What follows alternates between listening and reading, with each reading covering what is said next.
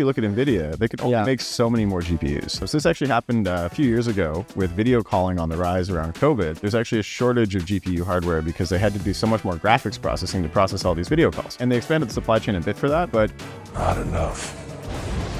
So there were always shortages. And I think what we'll see with AI on the rise is that as more and more projects come out that are harnessing more and more of this, and they take in all of this investment money, that has to get spent on hardware somewhere. And so that hardware and that capacity in the data centers and the bandwidth in and out of the data centers, all of that's a pinch point. And so decentralization really fixes a lot of these problems. I mean, you can't build data centers very quickly. I mean, you can build them, but it takes a while. So there's always going to be a lagging factor there where there's a lot of low-cost consumer hardware that can fill the gap. I'm a developer myself, so the way we see this is decentralization only happens if we have a lot of people participating. And Koi's here to actually bridge that gap. And so we're going around the world educating people. And the goal is that we can onboard people, teach them how to use these tools, and hopefully take somebody from 0 to 100 in like a couple of weeks instead of like a couple of months or a couple of years.